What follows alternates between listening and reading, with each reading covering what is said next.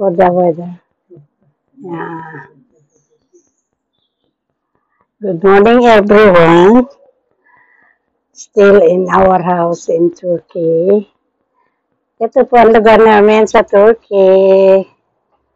Nandito po ako sa veranda. Yan po, ano yan, supermarket, katapat ng bahay namin. Yan to po, bus stop.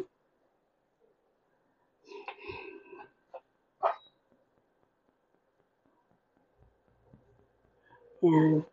Alam niyo po kung anong, umulan po kagabi. Alam niyo po kung anong oras ngayon dito sa Turkey? Alas 7 Gs. 7:10 a.m. Still, madilim pa po ang kalangitan. Oh. Kasi po, winter na, malamig na dito. Ayan ang oras, alas 7 Gs ng umaga. Nagigising namin. Yan po ang labas ng bahay namin. Yan po ang puno na yung mansanas po yan. Yan. Yun ang kotse namin, yung puti.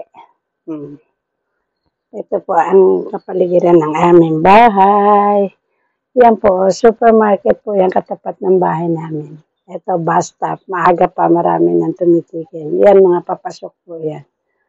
Yan, pinapakita ko lang po sa inyo ang sa oras na alas 7 Gs ng umaga. Ito po ang kalangitan. Yan, madilim pa. Hindi pa po sumisikat ang araw, ang mga araw.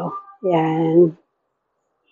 Pinapakita ko lang po sa inyo kung gaano pa kadilim dito sa gantong oras, alas 7. Yan. Yung mga papasok po, magana. Yan ang bus stop. Nakapila po ang bus stop. May ulan po kasi, mulan dito sa lugar namin kagabi. Dito po maraming pusa, kaya pag kumakain po kami sa labas, nagtitira po ako ng inuwihan ko yung mga pusa namin. Mga pusa dito. Alaga po yung mga aso, pusa. Alaga po ng mga tao dito. Binibigyan nila ng pagkain.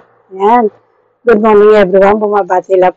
Magandang umaga. Pinakita ko lang po sa inyo ang alas 7 Gs ng umaga. Ito po ang itsura. Sumisikat pa lang po ang araw. Napakadilim pa po ng paligid. Ayan. Pero yung pong mga papasok, ayun na. Ayan, may nakatigil na bus. Yan po mga naglalakad. Papasok po yan. Mamaya po yung mga eskwela. Ayan, ang mga bus dito. Yan, good morning everyone. God bless us all. Ingat po kayong lahat dahil may mga padating na mga bagyo. Ingat po kayo sa aking pamilya. Ingat po. Gandito na lang po muna si Inday Jojo. Pinakita ko lang po ang umaga dito. God bless you all. Bye.